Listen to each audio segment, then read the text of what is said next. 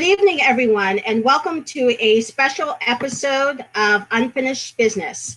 I am Rogette Harris, and I brought with me this evening as special guests Dr. Kamika Campbell and Cole Goodman to talk about the grand jury report that came out earlier this week regarding the death of Breonna Taylor. Just a little background. The death of Breonna Taylor, a 26-year-old Black medical worker who was shot and killed by Louisville police officers in March during a raid on her apartment, led to wide-scale demonstrations in the spring and summer as the case drew more attention. Earlier this week, a grand jury indicted Brett Hankerson, a former Louisville police officer, for wanton endangerment for his actions during the raid. No charges, however, were announced against the other two officers who fired shots, and no one was charged for causing the death of Miss Taylor. So thank you all for joining me this evening. Unfortunately, under these circumstances, this is live, so I want to encourage everyone who is watching us to please join the discussion. You can ask your questions or put your opinion in the comment section, and we will respond to that. Kamika, tell me, what did you think when you heard, as a Black woman yourself, when you heard the grand jury report? And as we all know, the Attorney General in Kentucky is a Black male himself. So what did that mean to you? So the good thing for me, on Wednesday, I work from home on Wednesdays. And so it was nearer to the end of the day when I found out the information. So I was able to kind of sit by myself for a moment and just kind of process a little bit, because I was so, I read a little bit, tried to wrap my mind around what was happening. And what I realized was they didn't even mention this woman's name. They didn't even mention this woman's name in the entirety of this indictment. They didn't even mention Breonna's name. So to me, it was the complete lack and disregard, not only for her life, but for her death too. They didn't even take any consideration to the fact that she was killed by police that were supposed to protect her in her own city, and to put injury on top of the fact that happened.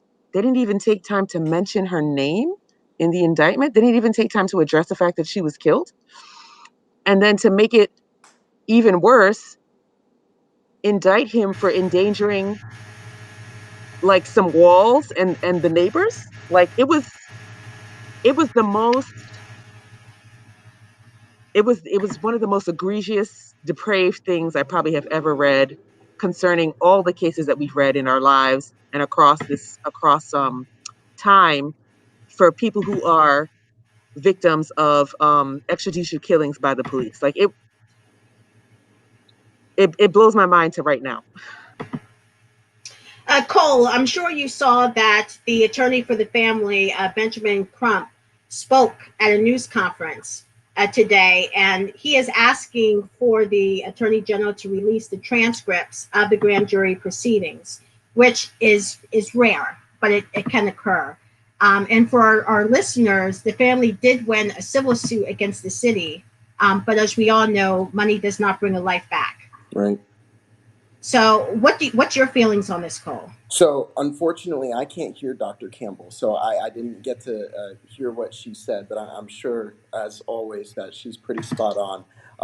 This Rogette, did you hear me? Yes, I did. Okay, all right. I'm sorry. I heard. I can hear both of you. Okay, wonderful. Well, this was a real gut punch, and I think the request to release the transcripts, even though is abnormal, is very warranted in this case. This is a case that is surrounded by misinformation that is being spewed on many sides. But as you made mention, Rajat, quite honestly, personally, I think it is wonderful that the family did get a civil suit, but it's not justice, and it's not the justice that people have been out demanding and marching for. And it's not it's the lack of justice that we've seen over and over and over again replayed, not even just in Breonna Taylor's case, but in many other cases across the nation. So this was just, it was an incredible gut punch. I hope that they will release those transcripts. And the Attorney General of Kentucky, um, I'm, no comment. I think that I think he failed in garnering justice in this case on all fronts. It's unfortunate, but it wasn't surprising to me. Mm, It wasn't surprising, and I'm not expecting much from the FBI investigation either. But the one thing that we definitely saw a double standard is we always hear about stand your ground, the mm, stand your ground laws. And I forgot his name, but Miss Taylor's boyfriend was protecting their home that night because the police officers had a no knock warrant. mm-hmm, So we can dispute whether they announced themselves or not, but they did enter their house mm-hmm. without knocking. Right, So basically, he was defending their home. He was defending them, but yet he was arrested at that time, and he's being the one that's blamed for her death.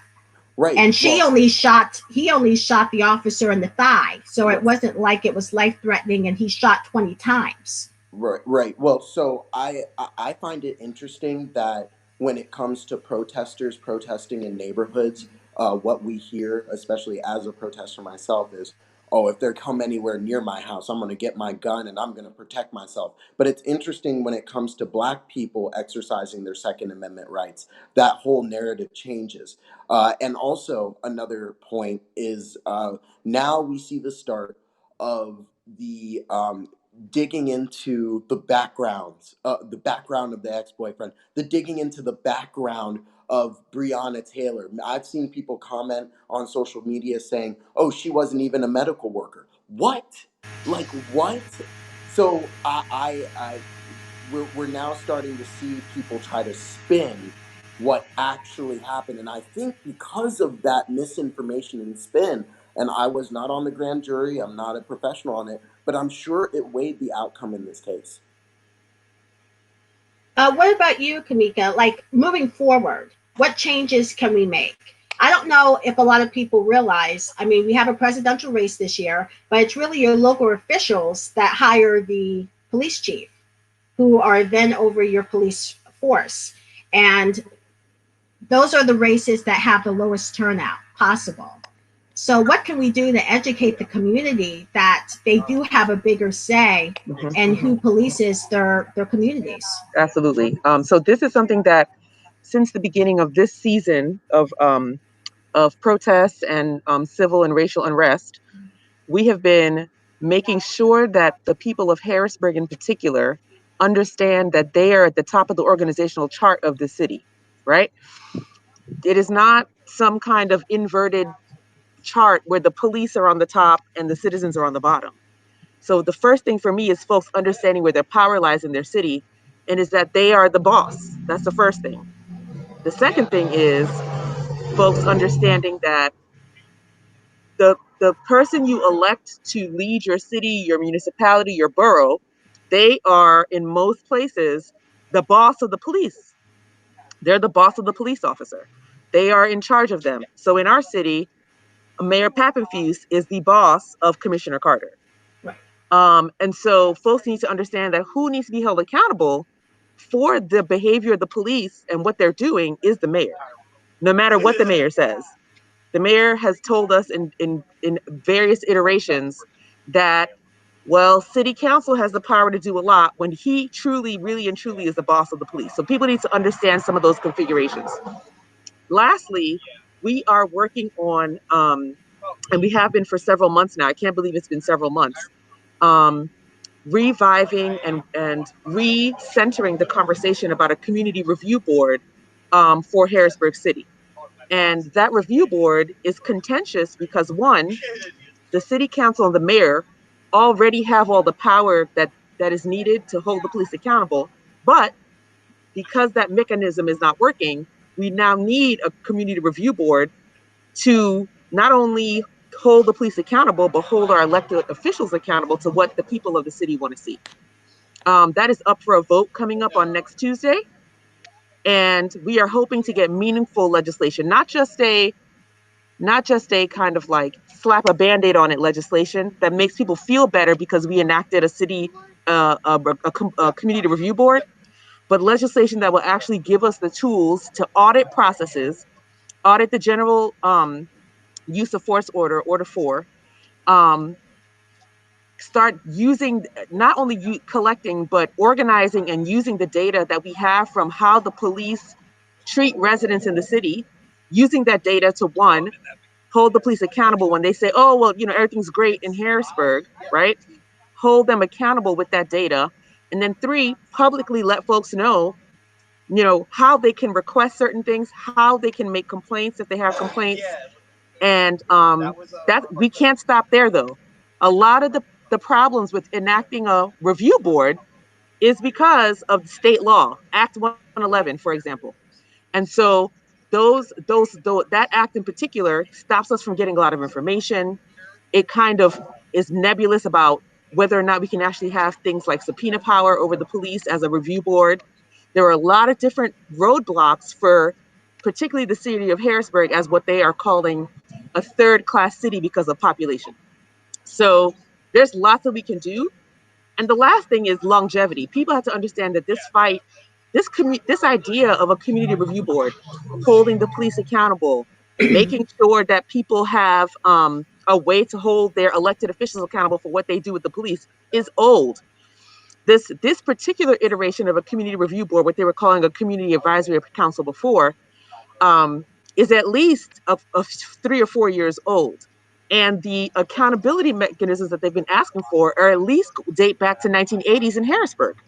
So this is not new, but it is a long fight. It is not a short fight. And the other thing we have to do is stay invested in the process. We cannot say we need these things and then after a few months kind of let it fall to the wayside. We have to stay invested. We have to stay committed to the process of holding people accountable and getting legislation and getting in a public safety model that we want to see. Now, all that I said right there does not preclude the idea that some of us are abolitionists. We know that the system doesn't work for Breonnas, it doesn't work for Kamikas, it doesn't work for Coles, it doesn't work for Rogettes, it doesn't work for Black and brown people. We already know that, least of all Black women. Right. So my ultimate goal is to see a system that was built upon slave catching, squelching slave labor, squelching unionized labor and organized labor. That's a system we need to abolish. I'll take defunding for now. I'll take that for now. But the cries for abolishing a system that perpetually, over and over, every single day in this country, perpetually disenfranchises and kills and maims and destroys families without just cause, it needs to be ended. And we need to enact a public safety model that serves every single person fairly. So, Cole, Dr. Campbell was talking about the community review board legislation that the Harrisburg City Council is taking up next week. Mm, mm.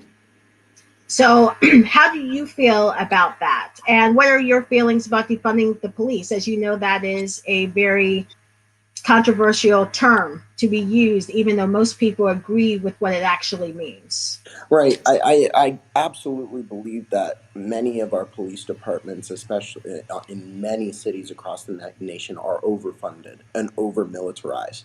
And I do think that, like Philadelphia is doing now, a reallocation of much of the police budget would be beneficial. But where are they Um, allocating it to? I'm sorry. Where are they allocating the funds to? Tell us some of the places you're saying Philadelphia is reallocating the funds. So I am particularly not sure on Philly. I just don't want to speak out of Okay. term. But in other cities, many are putting the money from the police departments in education programs, in also different ways of outreach of policing. Let me tell you what I mean by that. The more use of social workers to respond to calls that maybe our police men and women don't have to respond to. That takes money.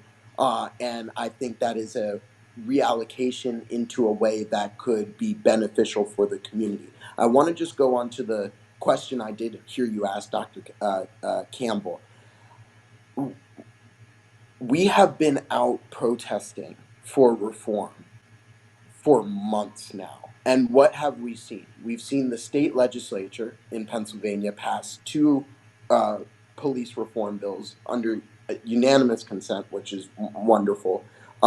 We see criminal justice reform that is stalled nationally with the George Floyd Policing Act sitting on Mitch McConnell's desk. And locally, we are seeing movement in places like the city of Harrisburg, even though personally I think if there's going to be a review board, they need to have subpoena power. You need to have a board that has some teeth to it.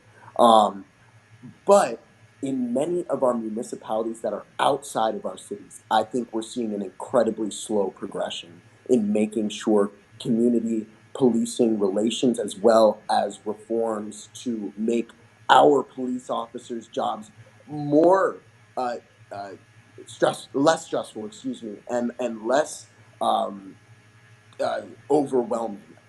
We're seeing that really go at a sluggish rate in many surrounding rural and more urban, or excuse me, suburban parts of our state. So where we're at now, personally, I'm not happy with. And a message to our elected leaders: if you're not willing to, and candidates too, Republican and Democrat, if you're not willing to put out a criminal justice reform platform, then you really don't have any right in running for office at this time, because this is something our community and our nation is crying out for. And I'm seeing that a lot of candidates have taken the issue and either swept it away, or they think just coming to a protest screaming Black Lives Matter and then not on a governing side and the legislation side doing anything on the back end, especially with our incumbents. It's just wrong. It's But just it works. The problem is it works. A lot of our incumbents come into Black and Brown communities. People are happy with the photo op mm-hmm. or with a small check to their church dinner, Mm-hmm. and continue to vote them in. Dr. Campbell, why is that? Why do we continue to have all of these protests? And there was an anniversary with Emmett Till yesterday. The grand jury report came out. We've been dealing with this for hundreds of years, but yet we still accept crumbs. Why is that? The reason is now I'm speculating on reasons, but there's a lot of information out there that tells us why this is. The first reason is because we have been conditioned, particularly in Black and Brown communities, to believe that if we vote, things will change. That's what we have been conditioned to believe, right? That's not necessarily a bad thing to believe. However, folks have taken that idea, particularly politicians, Democrats in particular, in this particular iteration of the thing, they've taken that idea and they hold it over Black people's heads. And they try to pretend that because Black people didn't vote enough in certain elections, this is why this is happening to them, right? So because Black people didn't vote for Trump, didn't get out, and more Black people didn't vote against Trump, it is somehow now the entire fall of Black and Brown people of the fact of systemic racism in this country, even though the Trump administration is trying to pretend like that doesn't exist. But now we're trying to say, listen, because y'all didn't get out and vote, you get what you get. It's not fair. This system was never designed for Black and Brown people to actually have their votes matter in a way that white folks do, period. And the more that we try to pretend that that's the case, the more disenfranchised Black and Brown voters become. And that's to me is the first reason. We keep telling Black folks that the burden to bear for them to fix their entire society is on them. It's not true. And the second reason is because as a whole society, we are not lifting up people who are on the margins of the margins. We're not lifting up Black and Brown folks. We're not wholly lifting up LGBTQ communities. We're not wholly lifting up, other marginalized people. What we do is we make them beholden to the majority, even within the parties that are supposed to help them, allegedly supposed to help them.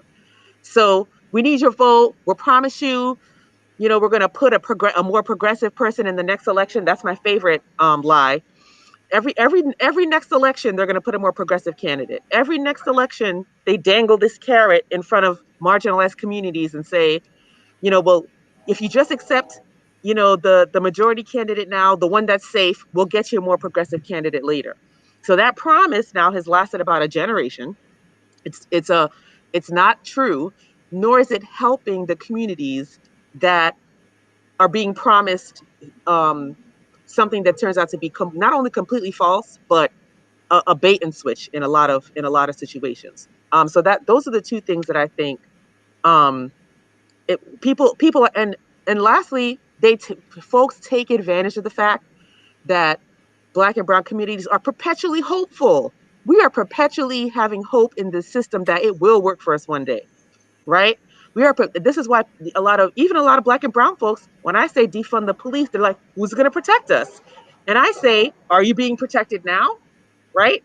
It's the same kind of thing. We need a viable, not just a viable third party candidate, but we need a candidate that actually is organized enough, is reaching out to these communities who can, and this is from the top of the ballot all the way down to the local level.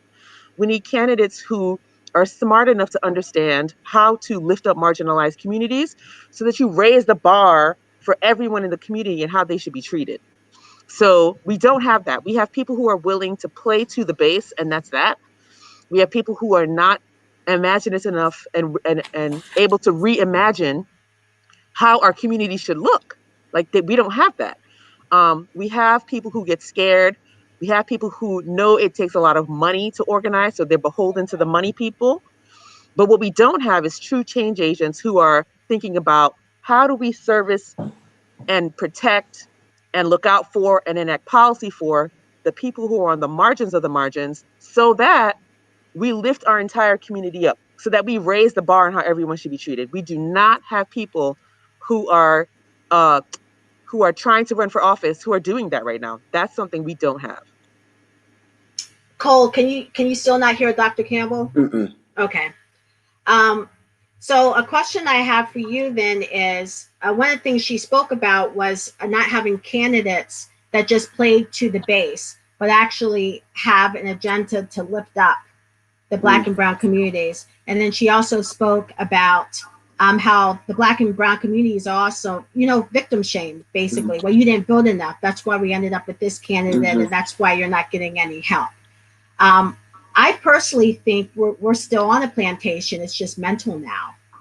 Mm, mm, I Well, okay. Well, let's go there. Let's talk about that. Let's go all the way there. I don't Okay. think that you can speak to the base of especially the Democratic Party without speaking to the African American community. I mean, that is why Biden is in the place he's in right now, because of the African American community. However, I do think you're right. I think we see, especially around where we live, a lot of candidates come around every 2 to 4 years. No actual plans to support Black businesses or the economy and the pocketbook of the Black community. No plans on how we are going to uplift our counties and our cities and our boroughs from when it comes to poverty, or, like, I'm a little biased towards, and I ran on last year, abandoned properties and the blight that we're seeing, especially in our African American community. Um, yeah, I think that, as you said, we're still on a plantation, but it's mental. It's a mental plantation, and it's a cycle that we need to get out of, because we're going to keep seeing these candidates come into the community, but not show us anything when it comes to legislation or to actual tangible change of uplifting the African American community economically and spiritually, to be in honest. Yeah, I absolutely would agree with that assessment. And as you both know, we see Black and Brown individuals in positions of power, but they're there for sight only, meaning they're not able to really speak out, or else they won't be there anymore. I myself was told I was disloyal because I had an opinion different from the person in charge at that time. My goodness. Which is why I prefer to be elected versus appointed. because you do have a little bit more freedom. But I have a question here from Caroline. If you both can see it, she wants to know, what are your measures that the system is working for you? Number one, and who has the most impact on communities? Is it the president, the mayor, council, representatives, both? I'll let both of you answer that for her. So So if I could start with that one, because I think that Caroline, the second part of your question is super important. I think people miss this so much. You know, everyone wants to get out and vote for president. Everyone wants to be involved in presidential election years. But what people don't realize, excuse me, is that everything happens locally. If you want to see a change in your police departments, that comes down to your mayors, your township commissioners, or supervisory boards. So I think that the most impact that we can see directly in our community comes from our local governments. And I'm not saying that our US senators or our president don't have impact on what happens nationally. But what people fail to realize is that a lot of politics and governing is local. So if you want to see that change, especially when it comes to police reforms and criminal justice reform, I believe that really starts from the ground up. Do you have anything to add to that, Dr. Campbell? I absolutely do. I love this question because it speaks to what we've been trying to do in the last few months, which is make sure that people have a good understanding of what's happening at the city level, municipality level, what's happening at the county level, and what's happening at the state level. Because those three levels of government converge, particularly for people in a capital city like Harrisburg. It converges very differently than it does for other places. So while every single municipality is affected by city state government, I'm sorry, state, county, and city government, I think one of the things that we see a lot here in Harrisburg is that folks don't know who to go to for what. And I think that's the first thing that needs to get straightened out. So, for example, today someone was like, I have somebody who's at Dauphin County Prison, DCP, and Patty Kim's not answering. And I was like, well, have you reached out to Commissioner Hartwick and to Secretary Flood? So helping folks understand who to go to for which things, I think, is the first thing. And then they'll understand how important their local elections are. Because so many ordinances, so many general orders, so many pieces of legislation, so many resolutions that are happening at the city level have the most direct effect on people's lives, right? And I don't think everyone always understands that. I think people get very disillusioned by the national government, right, by the federal government, that they forget. And I don't even think it's a issue of forgetting. I take that back. It's an issue of, they see it not working on the national level, so they literally do not want to get involved. It's too traumatic. It's too painful. When you see a presidential candidate that doesn't, you know, that doesn't really work for you and your people get elected, and then further enact policies that are harmful to your community, um, what happens is people go, well, they throw their hands up. Why would I get involved in this if this is the outcome? And that's not a bad question. It's not a bad question, because particularly like in a city like Harrisburg, if you look at who's the majority here and who has been the majority here for a long time, and then you look at our city government, you would be very confused, as I was when I first came here almost 8 years ago. I was very concerned that a chocolate city, a black and brown city like Harrisburg, had very interesting representation at the city level. That's interesting. But then you go in to find out why. The voters are so disillusioned and confused and not having a good understanding of what is happening at city and county and state levels, not always to a fault of their own. We love to blame voters for that. But a lot of the information about how that works is just plain old inaccessible. Take our city council meetings, for example. You cannot leave a comment on the YouTube page because they have comments turned off. You have to go search for what's going to be on the agenda. It's not posted in a place always that people can just click on a link, for example, and just get that information. Um, Much more going to the city or the county website and much more trying to navigate what's happening at the state level. We can't even get through the murky mire of a city website, right? Or to even have an easy way of contacting and speaking to some of your elected officials. Um, a simple thing like leaving public comment has become, during COVID times, has become extremely difficult Right. for city residents. So I say all that to say, the first thing is people have to understand how their city government affects them. Second, they have to understand the levels of government. And then third, I think the people who are elected by the residents, right, need to do a better job of educating their own residents and their own citizenry. It becomes this, as soon as a lot of folks get elected, it becomes this us versus them mentality when they are the ones who are supposed to be representing the people, all the people, right, of all of the places that they're elected to serve. So, yeah. What else is nice about local government is you don't need as much money.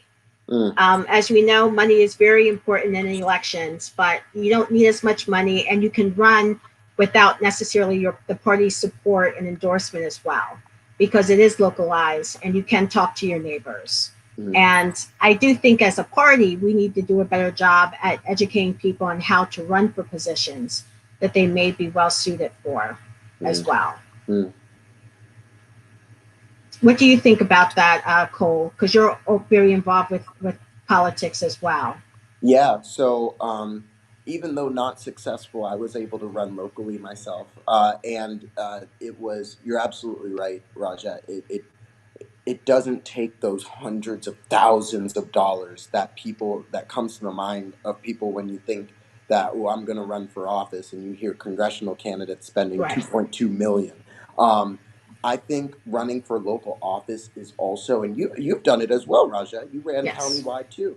I think it is um, incredibly personal and incredibly warming, because pre-COVID, as you said, you get to go right into your neighborhood and talk face to face. And not that congressional or U.S. Senate candidates don't, it's just you're working with a larger landmass, so it's very hard to interact with everyone in your community. But when you run for supervisors or commissioners, or you get that face to face, heart to heart interaction, which doesn't require a lot of money. And as you said, even if maybe your ideas aren't the most popular within your parties, um, you can still run and you can still win, because it's all about what your community and the voters think about what you have to say, and also what you believe in your heart. So I loved running locally. It was just, oh man, it was so much fun, and it's really rewarding too. And I also want to encourage people to get involved with the parties. I know it can be disillusional and it's very often volunteer, but that's how you make the change from within. Mhm. Like if there's an issue you care about, make sure it becomes part of the party's platform. Make sure that we have issue forums on it, or we make sure it's included in a candidate's platform when Mhm. they are running for a particular office. Next year is a local area for Pennsylvania. And with what's going on this year with education, with COVID, with the digital divide and everything, school board is going to be very important next year. Mhm. But it's a position that you don't get paid. It's not a Oh, full-time I know. position. Yes. Yep. As say is running for a state rep or Congress or president. So you have to really be passionate Right. about those issues. Right. Caroline has another question. What do you feel about the understanding of policies behind the candidates? I actually do think that there is an education gap with our candidates. Some of our candidates, and I'll speak on both sides, some have more advanced policies on their websites, some don't. Um, some are playing to a particular base depending on what their district is, some aren't. And you have, unfortunately, though, a lot of people don't vote on issues. That's something I found out when I became a county chair. A Mhm. lot of people vote on who does show up to their church picnic, who they know, who they like, who someone recommends to them. It's not always the policies. We saw that with the presidential race. We had 20 candidates, and the candidates that had the policy points aren't the ones that became the nominee. Mm. So people don't always vote on policy. But yet, it's the issues that people complain about. So, how do you explain that, Dr. Campbell? This is where I'm an educator. I'm a lifelong educator, adult educator, have been for many years. And people love likability a lot. They want their person to be charismatic. They want their person to have a good command of the stage. They want their person to be able to speak directly to them in a personal way, not necessarily a policy way. And mixing the two of those things is a lifelong skill, I think, that you have to have if you want to explain to people why voting for them, and if you are a candidate of integrity as well, if you want to explain why voting for that particular candidate will meet a need of a particular person.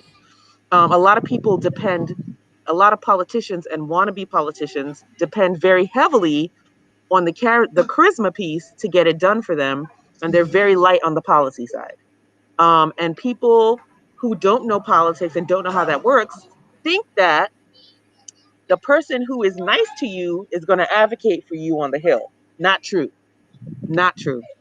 Um, they think the person who came to their door and smiled at them and was cool with them, was shooting with them in at the park up the street, is gonna be the person who takes their policy concern, even if they can't voice it properly. They think that is going to be the person who can speak for them, and that is where we have to be more vigilant as a community, because we have to know when these people are just feeding us a line of nonsense. Um, and really are there fleecing us for the votes and not to actually help the community. Um, and to me, that is and it is a tough job on the part of a candidate to be that education piece. Right. It's one of the things that I was the field organizer for the Barack Obama campaign in 2008, and then I served as a GOTV, or Get Out the Vote, leader in 2012.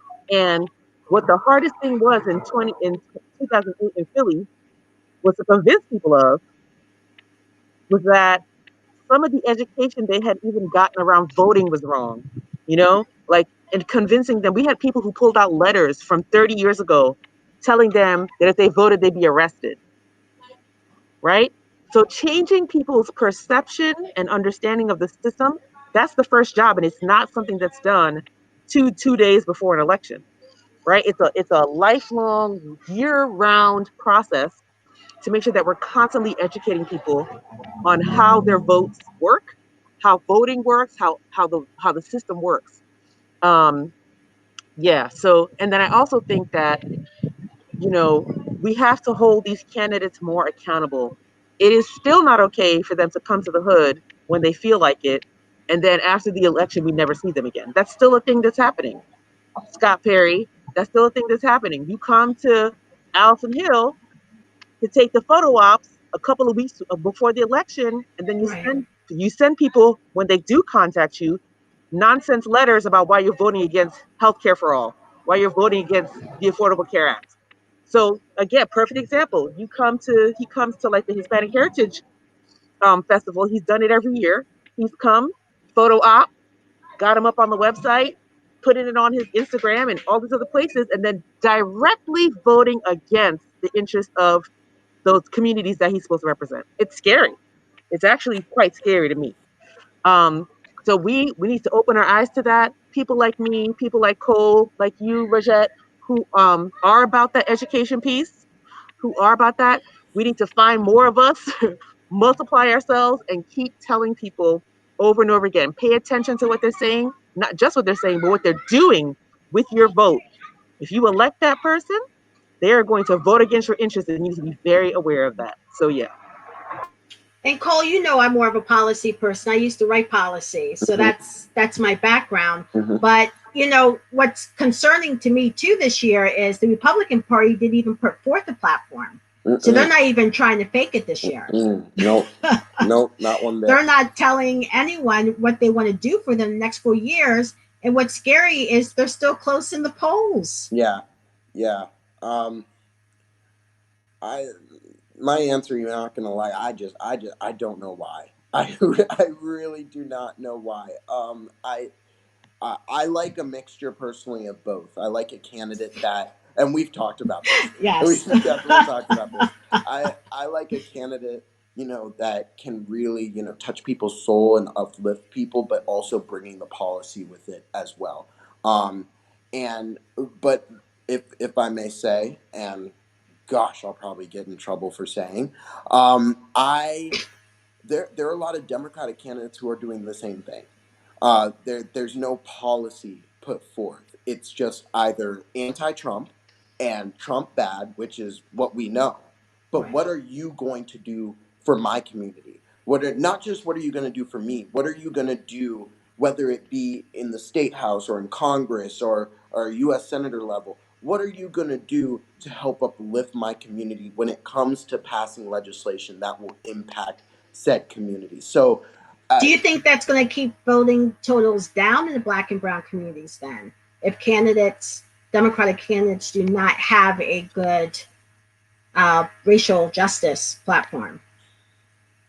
I think it's quite a few components. I think definitely a racial justice platform is a must and very important, but it's also how you're campaigning as well. If you don't even show up to talk to people in the community, then that voter turnout is going to be down, and that goes from national all the way down to state, and local. So I think the issue that we're seeing is that we're seeing some candidates that are showing up for the first time, and a lot of people are like, why should I vote for you if you've never come around before? Why should I vote for you if I've never seen you on the Hill or in the P Funk or in the projects or in inner city York or wherever, or even inner city Philadelphia for some. So like, why should I vote for you? And honestly, I don't have a good answer for that,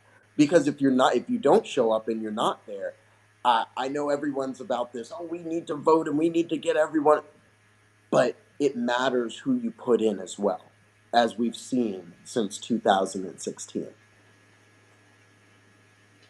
Well, we're closing up to the end of the show, but one question I definitely want us to discuss is, what does all this mean for the future of Black lives?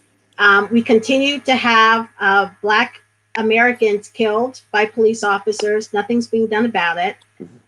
We have a Supreme Court justice seat that's open, that's going to be filled, whether we like it or not, and we know it's going to dramatically change the direction of the court.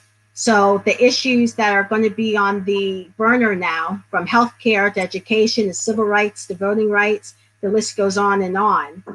Um, what is the solution? What is the future of Black and Brown Americans in this country?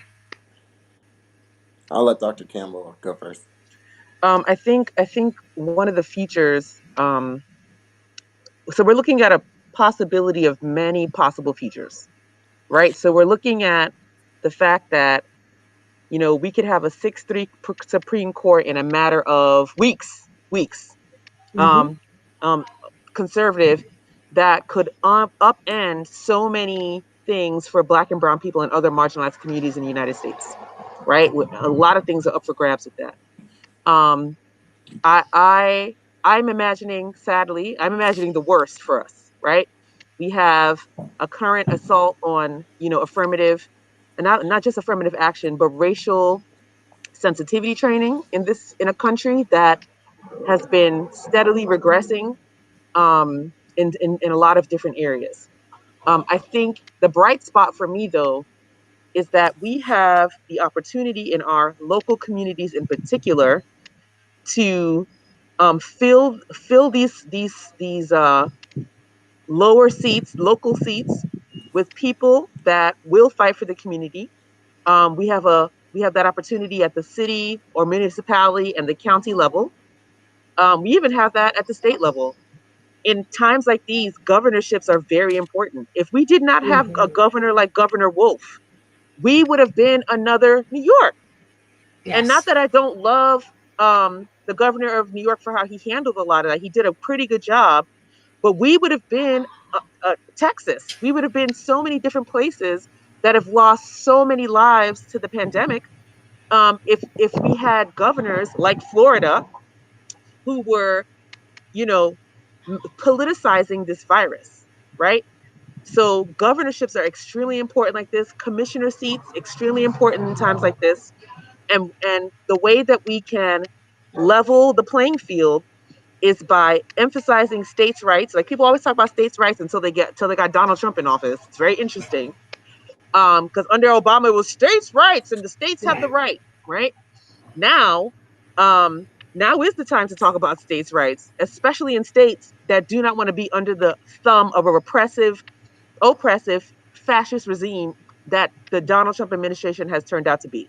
So we have to fight for our local municipality seats and positions. We have to fight for the county positions. Looking at you, Mike Prees, we're coming for that seat. And we have to fight for our governorship and our state positions as well. But to kind of piggyback on that, though, Dr. Campbell, one thing that I find is Black and Brown people don't always support each other when we do have qualified individuals run for these positions. If we ourselves don't see each other in these positions, how can we expect other groups to see us in these positions? And that's the mental plantation that I'm talking about. Yes, That we believe negative about ourselves before we even absolutely. get to any other group. I agree with that. I think one of the things that happens with that is you have to be careful too of the wolves in sheep's clothing that Yes. only want to parrot the words, the actions, and the style of the dominant culture in order to gain power in certain communities. That's hard for people. So they become disillusioned when they see people who look like them and who are talking like them run for certain things, and they get in there and they do something, they side with the oppressor. Right. It's very hard. And so this is why this constant re-education campaign has to be happening at every moment, because if we're not educating people about those things, you'll get somebody in there like the attorney general of Kentucky, Right. who's going to do to you what the oppressor would have done to you, and because he did it to you, they're going to be like, well, see, it was one of your own. So we have to be very careful about the kinds of persons, Black and Brown, and other people who, especially in a city like Harrisburg, like I said before, that's a majority Black and Brown, that the community is vetting these folks, that we are in touch with the Rogettes, we are in touch with our elected officials and their offices and saying, this is what we want to see. If we're not doing that, we give a lot away, unfortunately. Now, what makes that difficult is that people are busy, right? So they depend on elected officials to do the things that we elected them to do. And it's hard when you don't have that time. Like I'm making time because I know how important it is and I understand. But literally, people cannot make the time to do what I do, right? Literally, people can't take the time to do what Cole's doing because it takes an inordinate amount of time. Organizing people around public comment for city council takes hours every week. People don't have that time. However, for the ones of us who do have that time, I believe it's our duty and it is our calling to our communities to help educate each other. Because if we don't do it, somebody else is coming in there to do it for us. And they're going to tell you some other thing that is going to result in more folks who vote against the majority interests of people in districts like ours. So yeah. Cole, what's the future Could could hold? you could you give me like a little spark notes of what Dr. Campbell said? Just because I'm very just a spark notes version. that was I know it was a long that was a answer. lot. I That was a know. lot. She was just saying that when we support Black and Brown individuals for these positions, we also have to watch the wolves in sheep's clothing. And she used the Attorney General of Kentucky as an example with the Breonna Taylor case to use as an example for that. The wool in sheep's clothing. That is very true, and we see it. We see it all over. In my opinion, we see it in the AG in Kentucky. We see it in people like Candace Owens. We see it in people like yeah, I know. We see it in people like Clarence Thomas. And I think these are people who are definitely, that's actually a really great way to put it. What's the future? So I think that uh, I think we're getting into a dangerous place where we're trying to substitute justice with reverence. So let me tell you what I mean by that.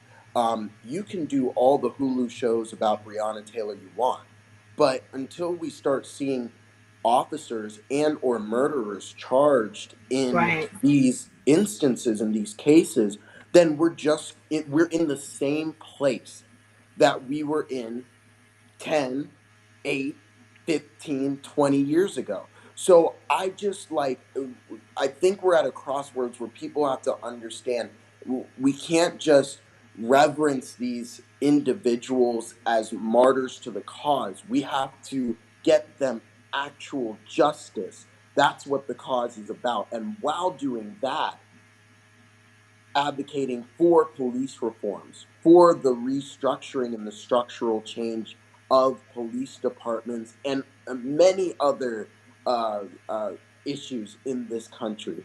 So I think we're getting into a murky area right now. No, I agree with you. And, you and I have had this conversation before that I think the protests are effective in the sense they bring awareness to issues, but they're not effective in the sense that nothing's changing. We're right. not getting policy changing. I agree with you.